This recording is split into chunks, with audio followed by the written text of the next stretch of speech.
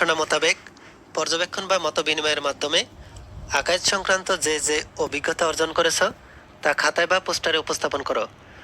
আমি তোমাদেরকে এই কাজটি কিভাবে সম্পন্ন করতে হবে তা দেখিয়ে দিচ্ছি। তার আগে তোমরা যারা এখনো আমাদের চ্যানেলটিকে সাবস্ক্রাইব করোনি তারা এখনই আমাদের চ্যানেলটিকে সাবস্ক্রাইব করে রাখো। আর যারা সাবস্ক্রাইব করেছো তাদেরকে অসংখ্য ধন্যবাদ। আকায়েদ সম্পর্কে অভিজ্ঞতার নমুনাটি হচ্ছে আকায়েদ আরবি শব্দ, এটি বহু বচন। এক বচনে আকিদা, এর অর্থ বন্ধনসমূহ, বিশ্বাসমালা, যে দৃঢ় বিশ্বাস ও প্রত্যয়ের ভিত্তিতে মানুষের চিন্তা চেতনা পরিচালিত হয় এবং কর্মসমূহ সম্পাদনের পথ ও পদ্ধতি বৈধতা লাভ করে তাকে আকিদা বলে। বিশুদ্ধ আকিদা পোষণ ছাড়া কোনো চিন্তা দর্শন ও কর্ম যথার্থভাবে আল্লাহ দরবারে কবুল হয় না। এমনকি যদি দেহ দ্বারা হয়, আকিদা তার প্রাণ। দেহ যেভাবে প্রাণ ছাড়া অকার্যকর, তেমনি সহি আকিদা ছাড়া আমল মূল্যহীন। তাই ইসলামী শরিয়তের আকিদা বিষয়ের সহি ইলম অর্জন করাকে ফরজ করা হয়েছে। এক আল্লাহকে মানার মাঝে যে শান্তি নিহিত তা দলিল ও প্রমাণের ভিত্তিতে উপলব্ধি করা, মন মানসিকতা স্থির করাই আকিদার মূল চেতনা। প্রিয় নবী হযরত মুহাম্মদ সাল্লাল্লাহু আলাইহি ওয়াসাল্লামের উপর ঈমানের স্বরূপ, পরিসর, তার শান মান, আনিত জীবন ব্যবস্থা, ফেরেশতা, অন্যান্য নবী রাসূল, তকদীর, আসমানী গ্রন্থসমূহ, আখিরাত সহ মানব জীবনের চলার দর্শন ও দিক নির্দেশনা কি হবে তাই নির্দেশ করে আকাইদ।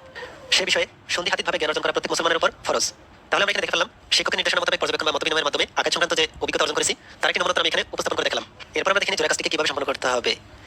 এখানে জোড়া কাজটিতে বলা হয়েছে পরিবেশিত হাম থেকে মহান আল্লাহর পরিচয় তথা আসমাউল হোসনা সম্পর্কে কি গুণাবলী প্রকাশ পেয়েছে তা তোমার বন্ধুর সাথে আলোচনা করে চিহ্নিত করো। তোমাদের ক্লাসে যে কোনো একটি হাম পরিবেশন করা হতে পারে।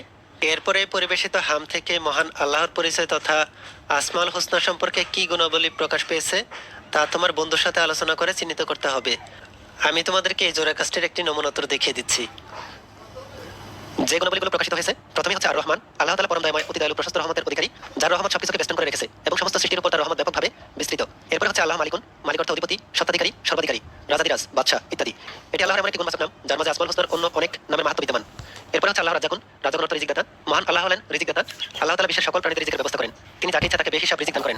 আমরা এখানে দেখে ফেললাম দলগত কাজ ও জোড়া কাজটিকে কিভাবে সম্পন্ন করতে হবে। এই ভিডিওতে এই পর্যন্ত, পরবর্তী ভিডিওতে আমি তোমাদেরকে এদের বাকি কাজগুলো কিভাবে সম্পন্ন করতে হবে